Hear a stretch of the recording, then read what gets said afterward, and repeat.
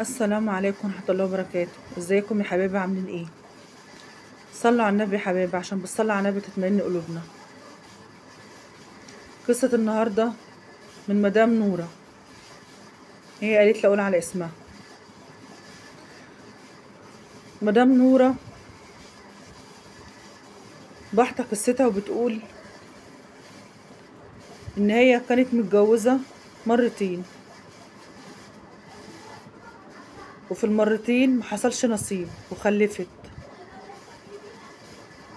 اتجوزت مرة قعدت 4 سنين،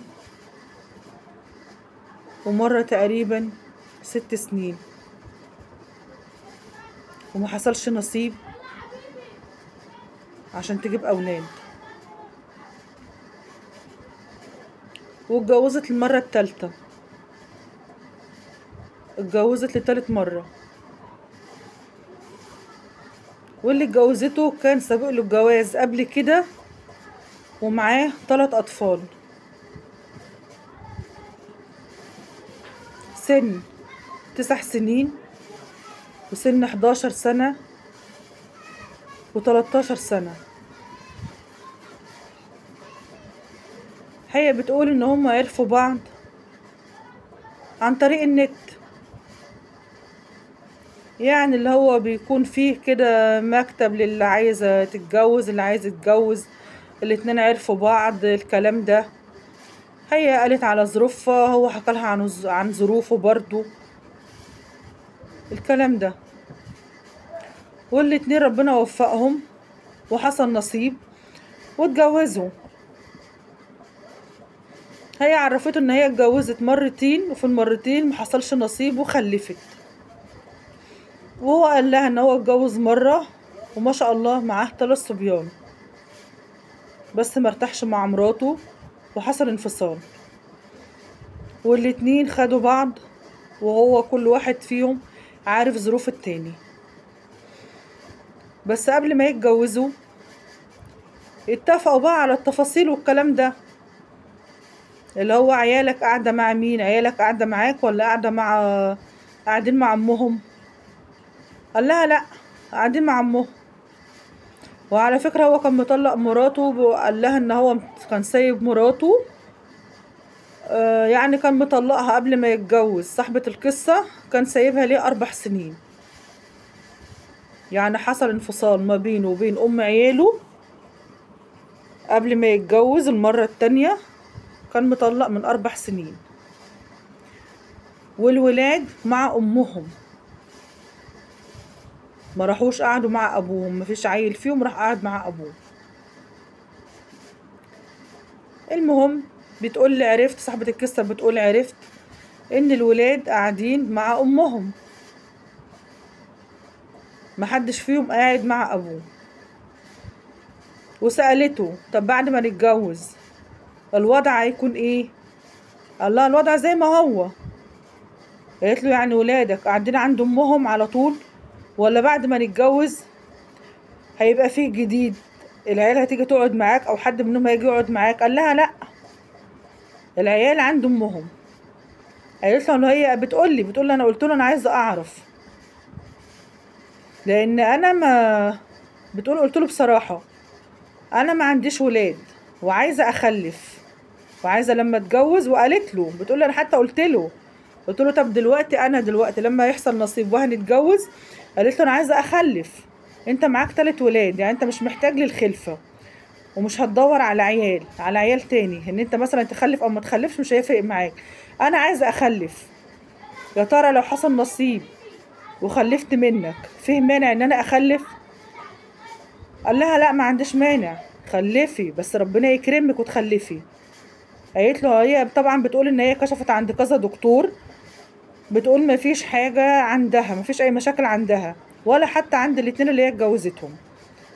اللي اتجوزته بتقول الراجل اللي اتجوزته الاولاني ان هو ما كانش عنده اي مشاكل، والتاني ده ما كانش عايز عيال. ما قال لها لا، لان هو التاني كان متجوز، يعني الزوج التاني اللي هي اتجوزته كان متجوز وعنده ولاد، وما كانش عنده استعداد ان هو يخلف تاني. هي بتقول بتقول ان الزوج التاني لما قعدت تتجوزه قال لها ماشي ربنا يسهل ونخلف والكلام ده. بتقول كان بياخدنا على قد عقلي لحد ما اتجوزنا، لحد ما بعد كده رحت اكشف والكلام دوت، فالدكتوره طلبت تشوف جوزها. قال لها لا انا كده كده عندي عيال مش عايز عيال. بتقول هو ده كان سبب انفصالها ما بين زوجها وبين والزوج التاني. بس جت هي عرفته، بتقول انا عرفته نفس القصه، بتقول انا حكيت له الكلام ده، ان انا الزوج التاني اخدني في الاول على قد عقلي، وبعد كده قال لا مش عايز، انا مش عايز عيال تاني، انا عندي عيال. ومرضيش يروح معايا للدكتوره، والدكتوره كانت عايزه تتكلم معاه تقعد معاه الكلام ده. قال لها انا مش عايز عيال. بتقول وسيبنا وسابوا بعض بسبب كده. بتقول علشان كده حكت للزوج التالت بقى اللي هو العريس التالت، قالت له على الكلام ده. بتقول علشان يبقى عارف الدنيا ماشيه ازاي، وان انا اصلا عايزه ايه اللي هتجوزه، ربنا كرمني وخلفت لو ربنا رضاني، ان هو ما يمانحش. يا اما يقول لي من الاول ان هو مش عايز فما يحصلش جواز، يا اما يبقى موافق. الزوج طبعا العريس اللي هو التالت قال لها ماشي ربنا كرمك انا مش هكره نخلف. ما نخلفش ليه؟ ده مين؟ ده الزوج التالت. بالنسبه لاولاده قالت له لا، قال لها لا ده اللي عند امهم. قالت له مش هيبقى فيه جديد، قال لها لا. دلوقتي بتقول اتجوزنا. بتقول لي اول ما بتقول لي طبعا مراته ما كانتش متجوزه، اللي هي طليقته ام العيال ما كانتش متجوزه. بتقول لي احنا يا دوب اتجوزنا ومراته عرفت، اللي هي طليقته ام عياله عرفت ان هي اتجوزت. بتقول كنا اتجوزنا لنا حوالي 10 ايام او 15 يوم. بتقول لي ما عداش شهر، صاحبة القصة بتقول ما عداش شهر الا لما كانت ام عياله متجوزة. هي بتقول ان ام الولاد كانت بتشتغل، كانت موظفة. قالت ام الولاد اول ما عرفت ان طليقها اتجوز، بتقول ما عداش شهر وهي التانية كانت متجوزة. بتقول انا معرفش، الله اعلم هي كانت تعرف حد واتجوزته او اتجوزت ازاي بالسرعة دي. هي بتقول انا مش عارفة، ودي مش قصتنا. بتقول اول لما اتجوزت، صاحبة القصة بتقول لما اتجوزت راحت بحتة العيال لابوهم، اللي هي بعتت عيالها، ام العيال بعتت عيالها عند العروسة صاحبة القصة.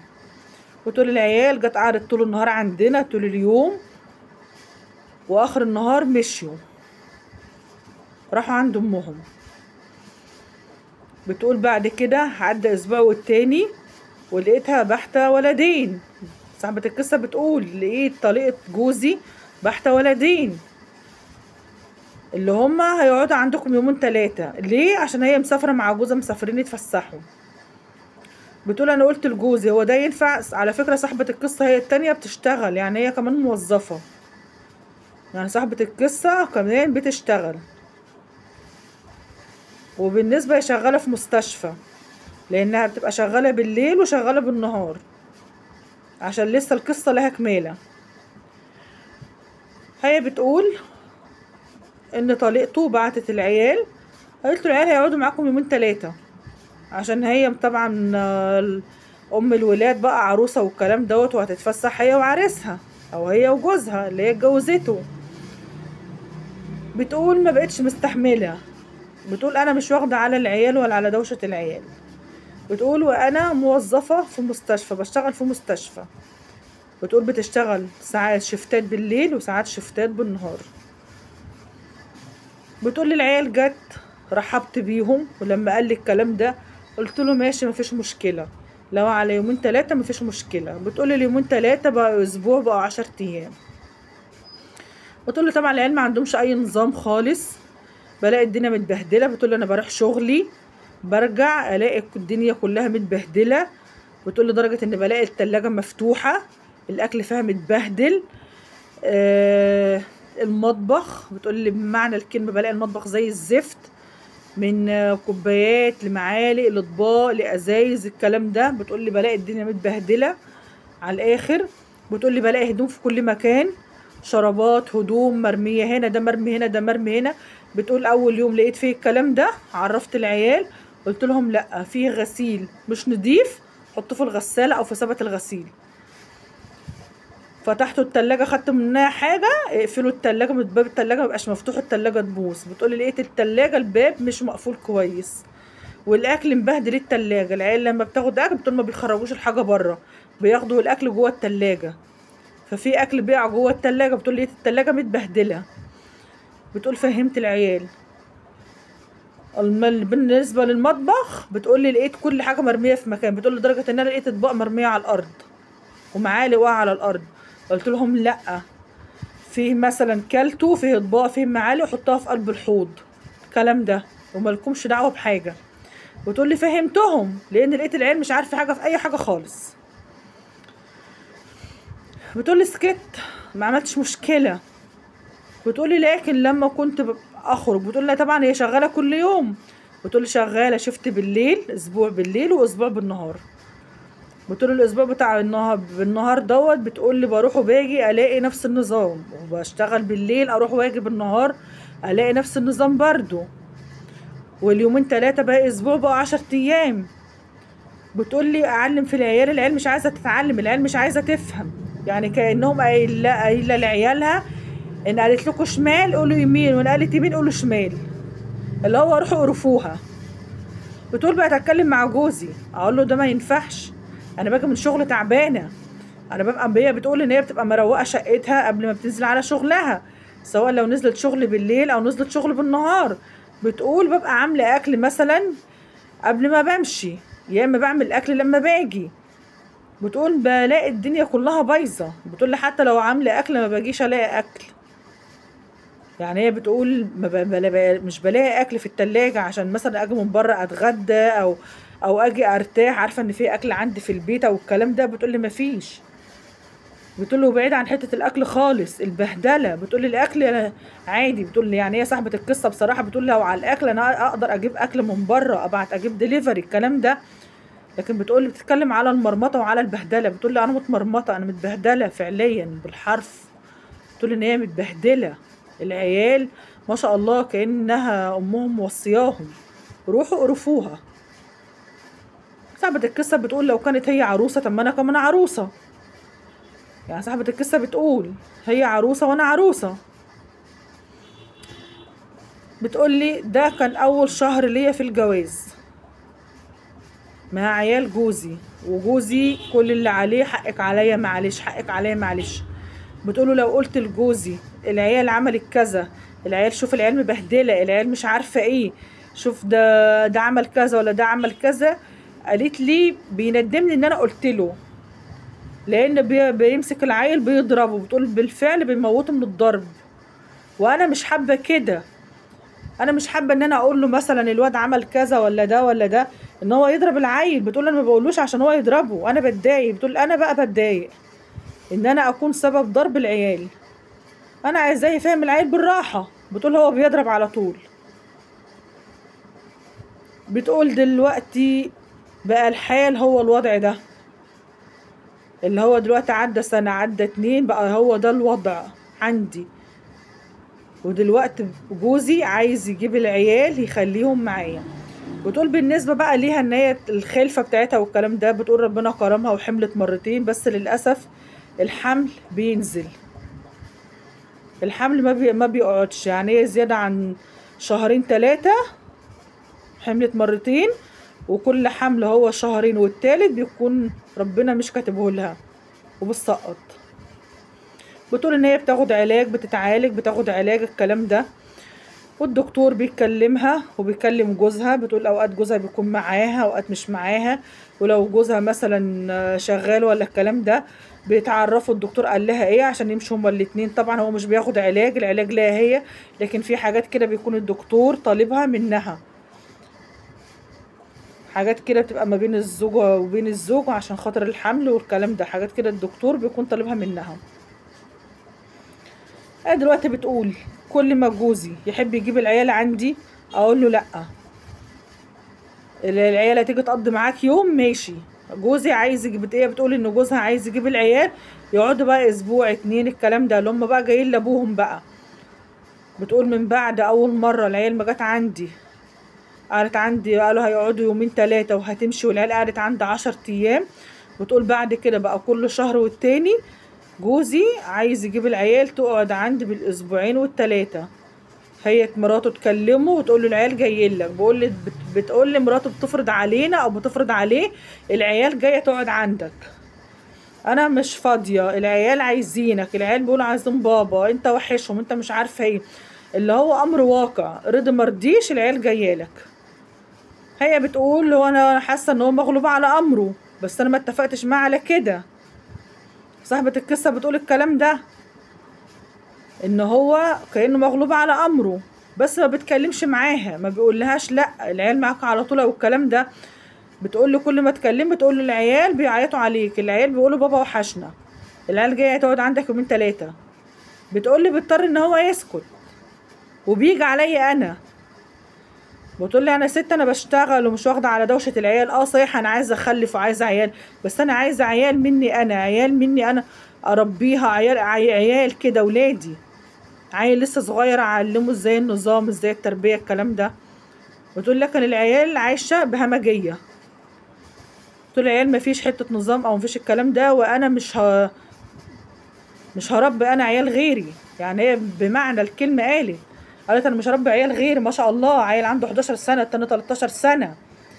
يعني بتقول مش عارفه، بتقول انا مالي، انا عايزه اربي عيالي مش اربي عيال غيري.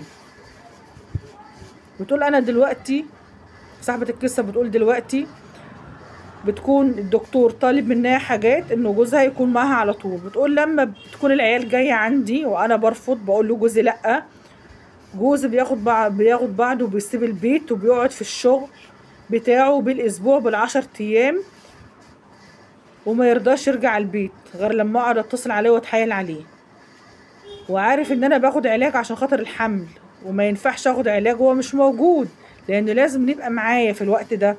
وقت العلاج ده لازم يكون جوزي معايا عشان خاطر يحصل حمل وكده. تقول له جوزي ماسكني من ايدي اللي بتوجعني، اللي هو لو خلاص العيال جت انا جاي، العيال ما جاتش انا مش جاي، اللي هو كده بيحط له قدام الامر الواقع. بتقول لي طبعا عدى على جوازهم فتره. بتقول لي احنا دلوقتي متجوزين لهم حوالي سنتين او اكتر. تقول لي عدى على جوازنا فتره، لنا سنتين واكتر دلوقتي، عشان حصل حمل مرتين وسقطت. بتقول لي الاول ما كانش بيعمل الكلام ده، كان الاول يقول لي العيال لا انا مش موجود، لو العيال عايزه تروح لا انا مش موجود، ده انا مسافر، ده انا في الشغل، ده انا مش عارفه ايه. تقول لي كانت لما مراته تتصل او العيال يتصلوا، بتقول لي بصراحه كان الاول يقول لا. بتقول اول سنه كان يقعد يقول لهم لا انا مسافر، انا مش موجود، انا كده. بتقول له كانت برضو مراته ما بتسكتش، تبعت العيال ويلاقوا ابوهم في البيت وخلاص، هو امر واقع، العيال قاعدين معاك اسبوع اتنين بقى تلاتة، الكلام ده. بتقول لي دلوقتي بعد ما عدى على جوازهم سنتين واكتر، بتقول لي دلوقتي جوزها بيتعامل معاها بالطريقه دي، اللي هو العيال مش هتيجي تقعد في البيت معايا، عايز بقى يخلي العيال تبقى امر واقع عايشه عنده في البيت بقى، مش موضوع بقى شهر ولا اتنين، لا، عايز يخلي الولدين الكبار معاه والولد الصغير مامته عايزه تخليهم معاها، اللي هي ام العيال عايزه تحوش الولد الصغير معاه وتبعت له الاتنين الكبار، اللي هي بتقول له انا مش قادره عليهم ولا على تربيتهم. صاحبه القصه بتقول كده، ان هي بتكلمه بتقول له انا مش قادره على عيالك ولا على تربيتهم، العيال الكبار يفضلوا معاك وانا يبقى معايا الولد الصغير. صاحبه القصه بتقول مش عارفه ايه دلوقتي، جوزي لو دراعي ماسكني من ايدي اللي بتوجعني، يا اما عياله يكونوا موجودين معايا وعايشين معايا في قلب البيت، يا اما دلوقتي يسيب البيت بقى يقعد بالاسبوعين بالثلاثه بالشهر بره. وانا العلاج اللي انا باخده كأن ما باخدش علاج، ما انا باخد علاج. طب وجوزي فين؟ صاحبه القصه بتقول دلوقتي انا باخد علاج، انا بتعالج، بس لازم في الوقت ده وقت العلاج يبقى جوزي معايا. طب انا باخد علاج، العلاج زي قلته، بتقول ببطل العلاج بوقفه. هو جوزي بيسيبني بالشهر بره وبالاسبوعين والثلاثه، اخد العلاج اعمل بيه ايه؟ بتقول دلوقتي انا مش عارفه اعمل ايه دلوقتي، يا اما اخد ولاد جوزي اربيهم، اللي هو اساسا قرب يبقى شباب، واحد عنده 11 سنه والتاني 13 سنه، بتقول يعني قرب يبقى شباب. ده طبعا ايام لما ابوهم اتجوز كان الواد الكبير عنده 13 والتاني كان عنده 11، ده عدى على جواز ابوهم سنتين، يعني اللي كان عنده 13 ده بقى عنده 15 دلوقتي.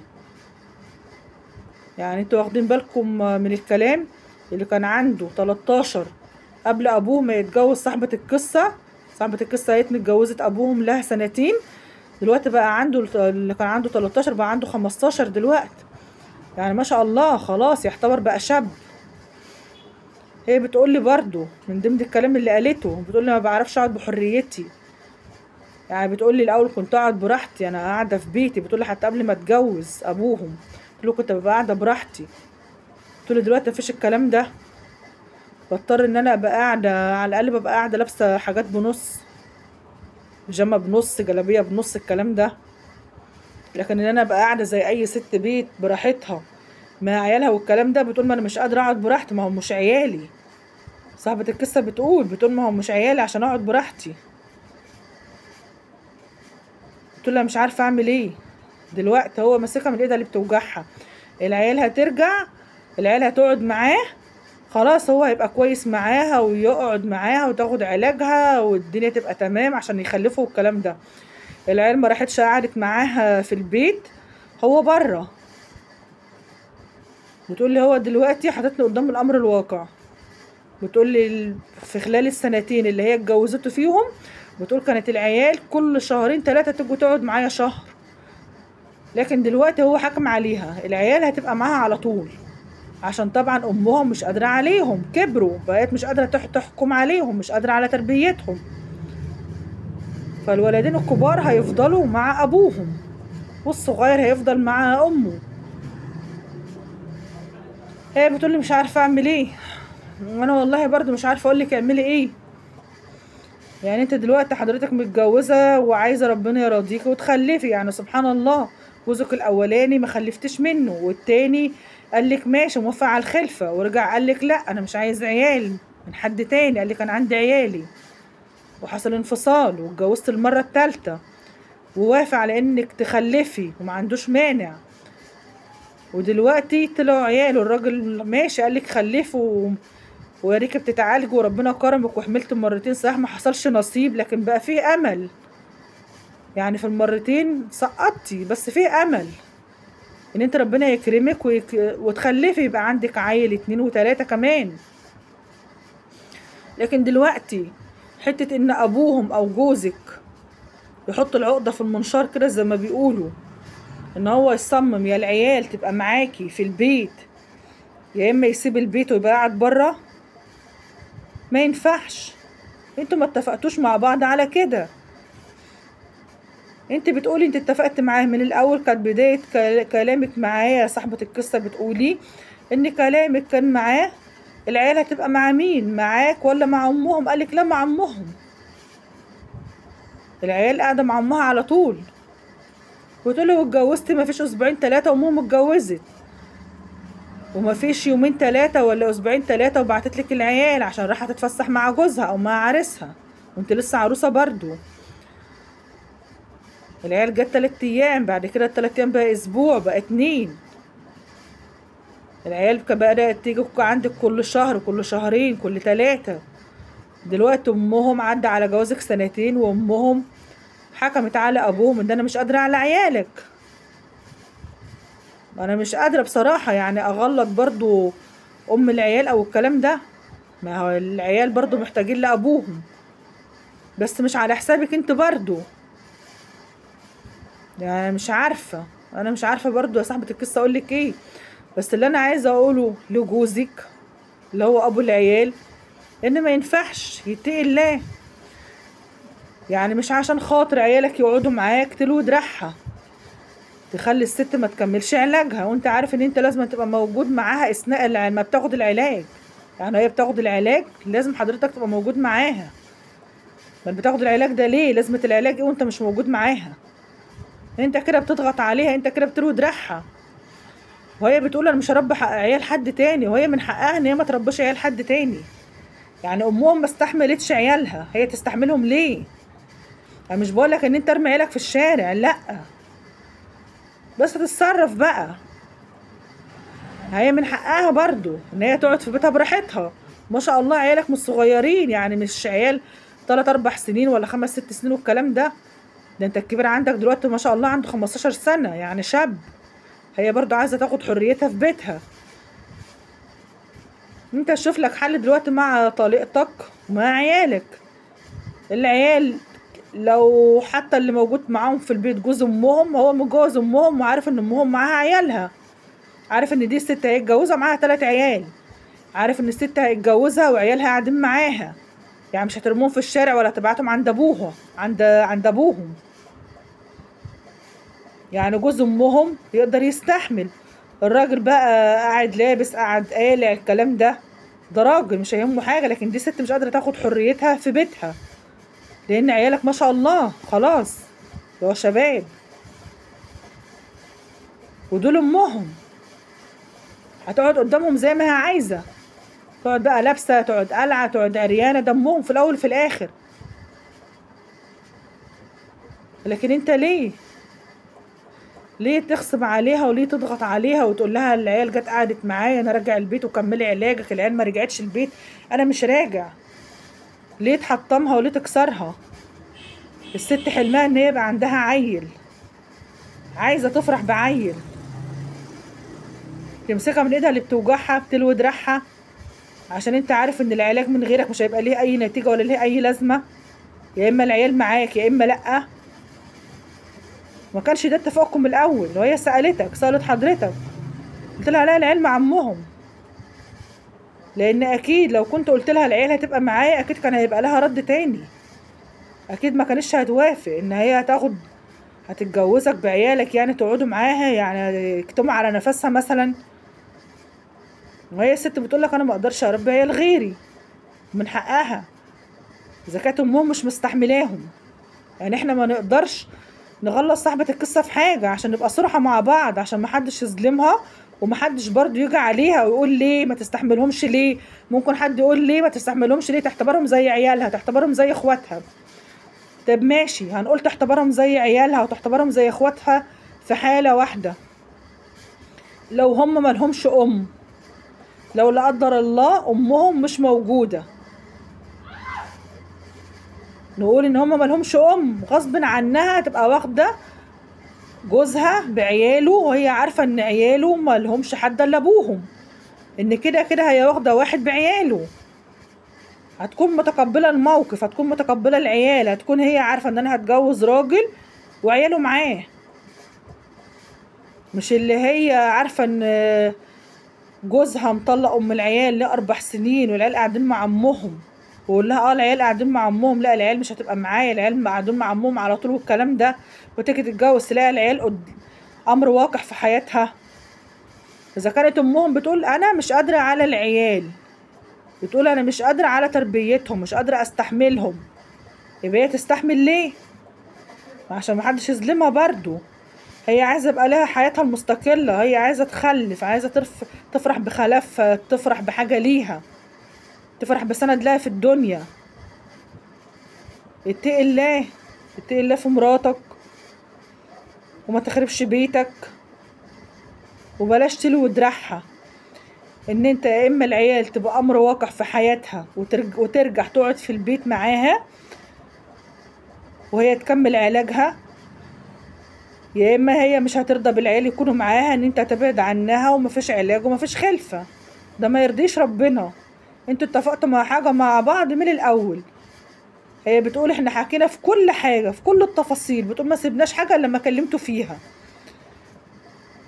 وانت وضحت لها الصورة وقلت لها ان الولاد مع امهم، يبقى خلاص شوف لك حل مع ام العيال، هي دول عيالها، ان قعدت معاهم وهي قلعة دول عيالها، ان قعدت معاهم وهي لابسة دول عيالها، وهي عيالها هي تستحملهم، هي امهم وتستحملهم شقاوتهم بقى باي حاجة فيهم، هي تستحمل. لكن الست الغلبانة ديت اللي عايزة ربنا يكرمها يبقى معاها ولد ولا معاها بنت، معاها اي عيل ربنا يكرمها بيه، ليه تضغط عليها كده؟ ليه تضغط عليها؟ يا اما عيالك يكونوا موجودين معاها يا اما مفيش خلفة. ليه؟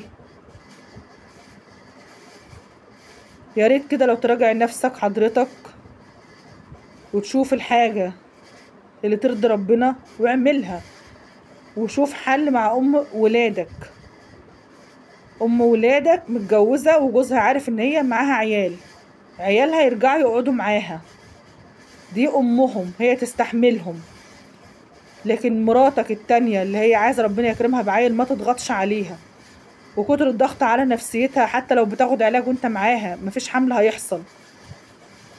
حتى لو هي بتاخد علاج وحضرتك برضو معاها ونفسيتها تعبانة، مفيش اي حمل هيحصل. طول ما نفسيتها تعبانة وفيه ضغوط حواليها وفيه نكد في حياتها، عمر الحمل ما هيحصل، مع النكد ومع الضغوط ومع كل الحاجات اللي هي في حياتها دي. حاول تروق لها الدنيا، ده لو انت فعلا عايز يبقى لك عيل منها. ما تكونش بتقول لها كده زي اللي قبلك ان عايز عيل وانت اصلا مش همك. لا، اتقي الله، اتقي الله بنت الناس اللي انت خدتها. اتقي الله وشوف حل مع ام ولادك. عيالك يفضلوا مع امهم، واللي معاهم ده جوز امهم، وهو متجوز امهم وهو عارف ان هي معاها عيال. يعني حاجه مش جديده عليه وهي كانت مخبيه عليه ولا الكلام ده. حاول مشي دنيتك وما تخسرش الست اللي اختارتك، وهي كانت معاك واضحه وصريحه وسالتك الولاد هيبقى فين، معاك ولا مع امهم؟ لان اكيد لو قلت لها العيله هتبقى معايا اكيد ما كانتش هترضى بالوضع ده من الاول. وربنا يا رب يصلح لكم الحال. مش لاقي اي حاجه تانية اقولها بصراحه، ومش لاقي اي حاجه تانية اقولها لصاحبه القصه. ربنا يا رب يا حبيبتي يصلح لك الحال، وان شاء الله اللي انت عايزاه هو اللي يحصل، وربنا يكرمك باذن الله، يبقى معاكي بدل العيال 2 و3. وربنا يا رب يسعد قلبك، وربنا يفرح قلبك، وربنا ان شاء الله هيعوض عليكي. وصلوا على النبي يا حبايبي، عشان بالصلاة على النبي تطمئن قلوبنا. ما تنسونوش يا حبايبي باللايك وبالاشتراك، وعشان عيلتي الصغيرة تكبر بيكم. والسلام عليكم ورحمة الله وبركاته.